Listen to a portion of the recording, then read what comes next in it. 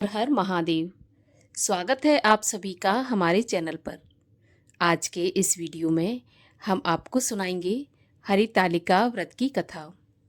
हरितालिका का व्रत भाद्रपद मास के शुक्ल पक्ष के तृतीया तिथि को रखा जाने वाला ऐसा व्रत है जो कि सौभाग्यवती स्त्रियां और कुंवारी कन्याएं दोनों ही इस व्रत को रखकर भगवान शिव और माता पार्वती का विधि विधान से पूजन करती हैं, व्रत करती हैं और कथा सुनती हैं।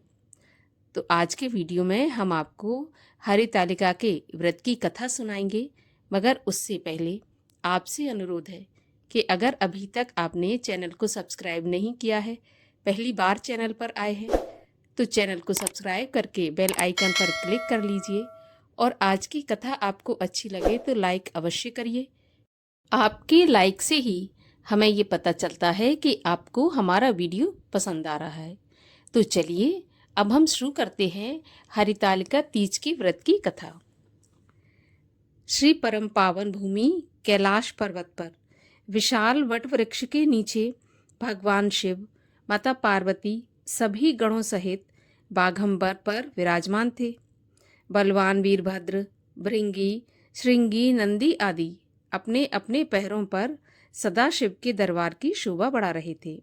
गंधर्वगण, किन्नर, ऋषि हर भगवान की विविध अनुष्टुप छंदों से स्तुति गान, स्वर आलापों से वाद्यों में संलग्न थे। उसी सुअवसर पर महारानी पार्वती जी ने भगवान शिव से दोनों हाथ जोड़कर प्रणाम किया और बोली, हे महेश्वर, मेरे बड़े सौभाग्य हैं जो मैंने आपके जैसे अर्धांगी पति को वरण किया। क्या मैं जान सकती हूँ कि मैंने वह कौन सा पुण्य अर्जन किया है? आप अंतर्यामी हैं, मुझ दासी को वर्णन करके बताने की कृपा करें। महारानी पार्वती जी की ऐसी प्रार्थना सुनने पर शिवजी बोले, हे पार्वती, तुमने अति उत्तम पुण्य का संग्रह किया है जिससे तुमने मुझे प्राप्त किया। यह अति गुप्त व्रत है, पर तुम पर मैं प्रकट करता हूँ। यह व्रत भाद्रपद मास की शुक्ल पक्ष की तीज को किया जाता है, जो हरितालिका व्रत के नाम से प्रसिद्ध है। जैसे तारागणों में चंद्रमा, नवग्रहों में सूर्य, वर्णों में ब्राह्मण, देवताओं में गंगा, पुराणों में महाभारत, वेदों में सोम, इंद्रियों में मन, वैसे सभी व्रतों में ये व्रत श्रेष्ठ है। जो हरितालिका तीज हस्त नक्षत्र युक्त पड़े तो वह और भी महान पुण्यदायक होती है।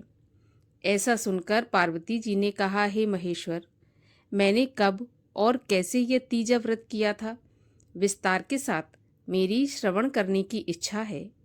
इतना सुनकर भगवान शंकर बोले, हे भाग्यवान उमा, भारतवर्ष के उत्तर में हिमालय पर्वत श्रेष्ठ है।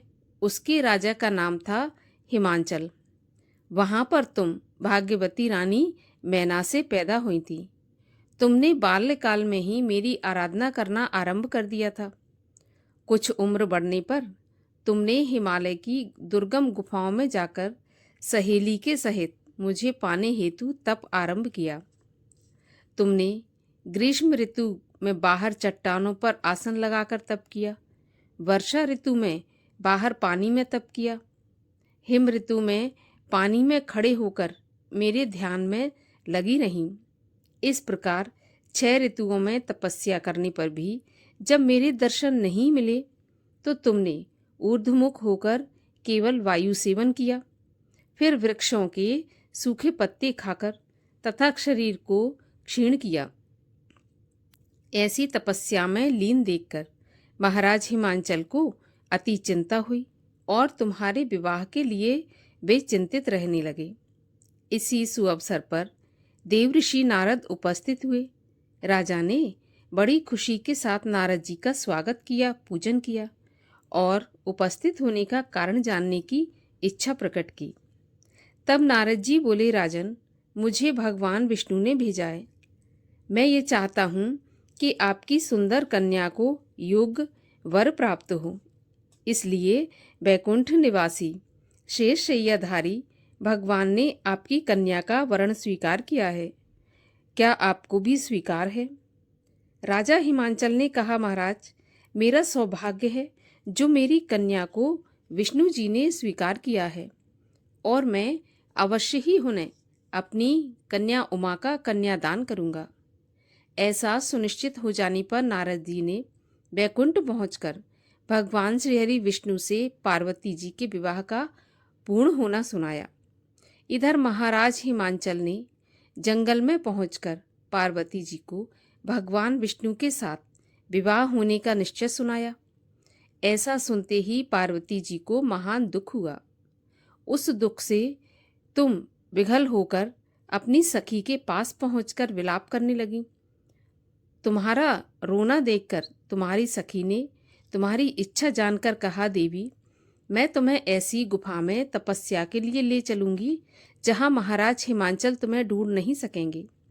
ऐसा कहकर सहेली उमा को साथ लेकर हिमालय की गहन गुफा में विलीन हो गई। तब महाराज हिमांचल घबराकर पार्वती जी को ढूंढते हुए रोने लगे कि मैंने विष्णु जी को वचन दिया है, अब वह कैसे पूर्ण होगा। ऐसा कहकर वह मूर्छित हो गए। तब सभी पुरवासियों को साथ लेकर ढूंढने को महाराज ने पदार्पण कर ऐसी चिंता करके कि क्या मेरी कन्या को कोई व्याघ्र खा गया, या सर्प ने डस लिया, या कोई राक्षस हरण करके ले गया। उस समय तुम अपनी सहेली के साथ गहन गुफा में पहुंचकर बिना जल अन्न के मेरे व्रत को आरंभ करके नदी की बालू का लिंग स्थापित कर विविध वन पुष्प फलों से पूजन करने लगी। उसी दिन भाद्रपद मास की तृतीया शुक्ल पक्ष हस्त नक्षत्र युक्त प्राप्त थी। तुम्हारे द्वारा की गई मेरी पूजा के फलस्वरूप से मेरा सिंहासन डोल उठा। मैं तुम्हें दर्शन देने के लिए गया और तुमसे कहा कि देवी, मैं तुम्हारे व्रत और पूजन से अति प्रसन्न हूँ। तुम अपनी कामना का मुझसे वर्णन करो। इतना सुनकर तुमने लज्जित भाव से प्रार्थना की कि आप अंतर्यामी हैं, मेरे मन के भाव आपसे छुपे नहीं हैं, आपको पति रूप में चाहती हूँ। इतना सुनकर मैं तुम्हें तथास्तु इच्छित पूर्ण वरदान देकर अंतर ध्यान हो गया। इसके बाद तुम्हारे पिता हिमाचल मंत्रियों सहित ढूंढते ढूंढते नदी तट पर शोक के मारे मूर्छित होकर गिर पड़े थे। उसी समय तुम अपनी सहेली के साथ मेरी बालू की मूर्ति विसर्जन करने के लिए नदी के तट पर पहुंची।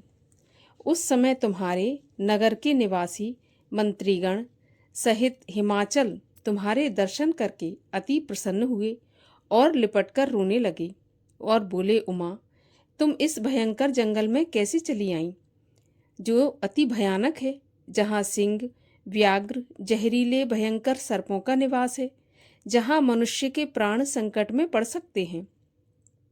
इससे हे पुत्री, इस भयंकर जंगल को त्याग कर अपने घर को चलो। पिता के ऐसा कहने पर तुमने कहा, पिताजी, मेरा विवाह आपने भगवान विष्णु के साथ स्वीकार कर लिया है, इसीलिए मैं इसी वन में रहकर अपने प्राण विसर्जन करूंगी। ऐसा सुनकर महाराज हिमाचल अति दुखी हुए और बोले, पुत्री, तुम शोक मत करो, मैं तुम्हारा विवाह कदापि भगवान विष्णु के साथ नहीं करूंगा और तुम्हारा अभीष्ट वर जो तुम्हें प्राप्त है उन्हीं सदाशिव के साथ तुम्हारा विवाह करूंगा। पुत्री, तुम मेरे पर अति प्रसन्न हो। अब तुम सहेली के साथ नगर में उपस्थित रहकर अपनी माता और सहेलियों से मिलो। कुछ समय के बाद शुभ मुहूर्त में तुम्हारा विवाह वेद विधि के साथ महाराज हिमाचल और महारानी मैना ने मेरे साथ करके पुण्य अर्जन किया। हे सौभाग्यशाली, जिस सहेली ने तुमको हरण करके हिमालय की गुफा में रखकर मेरा तीज व्रत किया, इसी से इस व्रत का नाम हरतालिका पड़ा और ये व्रत सभी व्रतों का राजा हुआ। इस पर माता पार्वती ने कहा, प्रभु, आपने मेरे मिलने की सुखद कथा सुनाकर मुझे प्रसन्न तो किया, पर इस व्रत की करने का विधान और फल मुझे नहीं सुनाया, इसलिए कृपा करके मुझे इसके करने की विधि और अलग अलग फल भी सुनाइए। इतना सुन के भगवान शिव ने कहा, प्रिय, मैं इस व्रतराज का विधान और फल तुम्हें सुना रहा हूँ। ये व्रत सौभाग्यवती नारी और पति चाहने वाली कन्याओं को करना चाहिए। ये व्रत भाद्रपद के शुक्ल पक्ष की द्वितीया के शाम को आरंभ करके तीज का व्रत धारण करें। ये व्रत निराहार, बिना फल, आहार और निर्जल रहकर करना चाहिए। भगवान शिव और पार्वती की प्रतिमा सोने की स्थापित करके, केले, पुष्प आदि के खंभे स्थापित करके, रेशमी वस्त्र के चंदोवार तनवाकर, बंधनवार लगाकर, शिवजी का बालू का लिंग स्थापित करके वैदिक पूजन मंत्र, स्तुति, गान, वाद्य, भेरी, शंख, मृदंग, झांझर आदि से रात्रि जागरण करना चाहिए। और भगवान शिव का पूजन करने के बाद फल, फूल, पकवान, लड्डू, मेवा, मिष्ठान, तरह तरह के भोग की सामग्री समर्पण करके फिर ब्राह्मण को द्रव्य, अन्न, वस्त्र, पात्र आदि का दान श्रद्धापूर्वक देना चाहिए। भगवान शिव को प्रति वस्तु को सिद्ध पंचाक्षरी मंत्र से ओम नमः शिवाय कहकर समर्पित करना चाहिए और अपनी मनोकामना पूर्ति के लिए भगवान शिव से प्रार्थना करनी चाहिए। प्रार्थना के बाद पुष्पों को दोनों हाथों में लेकर पुष्पांजलि समर्पित करें। फिर चतुर्थी के दिन शिवलिंग को किसी नदी या तालाब में विसर्जन करें। इसके बाद 3 ब्राह्मणों को भोजन करा के दक्षिणा दें। इस प्रकार यह व्रत पूर्ण करने से नारी सौभाग्यवती होती है और धन व पुत्र पौत्रों से सुखी जीवन व्यतीत करती है। कन्याओं को व्रत करने से कुलीन, विद्वान, धनवान वर प्राप्त होने का सौभाग्य प्राप्त होता है।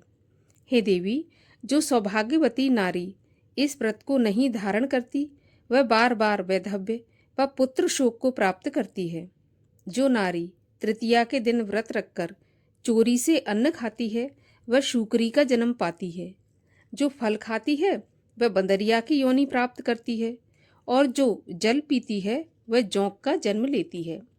जो दूध पीती है वह सर्पणी का जन्म ग्रहण करती है। जो नारी मांस खाती है वह बाघिनी होती है। जो दही खाती है वह बिल्ली का जन्म पाती है। जो मिठाई खाती है वह चींटी के जन्म को धारण करती है। जो सब चीज़ें खाती है वह मक्खी का जन्म लेती है। जो उस दिन सोती है वह अजगरी योनि को प्राप्त करती है। हे उमा, इस व्रत को श्रद्धा विधि से धारण करती हैं वह मुझ जैसा पति प्राप्त करती है। दूसरे जन्म में तुम्हारे समान रूपवान होकर के इस संसार में उत्तम से उत्तम सुख भोग को प्राप्त करती हैं। इस व्रत के करने के बाद नारियां शिवलोक को प्राप्त करती हैं। इस प्रकार भगवान शिव ने माता पार्वती को हरितालिका व्रत के विधान, महत्व और फल को समझाया। और आइए अब करते हैं भगवान शिव की आरती। ओम जय शिव ओमकारा, स्वामी हर शिव ओमकारा, ब्रह्मा विष्णु सदा शिव अर्धांगी धारा। ओम जय शिव ओमकारा, एकानन चतुरानन पंचानन राजे, हंसासन गरुणासन वृषवाहन साजे। ओम जय शिव ओमकारा, 2 भुज 4 चतुर्भुज 10 भुज ते सोहे, तीनों रूप निरखता त्रिभुवन जन मोहे। ओम जय शिव ओमकारा, अक्षमाला वनमाला मुंडमाला धारी, चंदन मृग मद सोहे, भोले शुभकारी। ओम जय शिव ओमकारा, श्वेतांबर पीतांबर बाघंबर अंगे, सनकादिक ब्रह्मादिक भूतादिक संगे। ओम जय शिव ओमकारा, करके मध्य कमंडल चक्र त्रिशूल धरता, जग करता जग हरता, जग पालन करता। ओम जय शिव ओमकारा, ब्रह्मा विष्णु सदा शिव, जानत अविवेका, प्रणवाक्षर के मध्य, ये तीनों एका। ओम जय शिव ओमकारा, त्रिगुण शिव जी की आरती, जो कोई जन गावे, कहत शिवानंद स्वामी, इच्छित वर पावे। ओम जय शिव ओमकारा।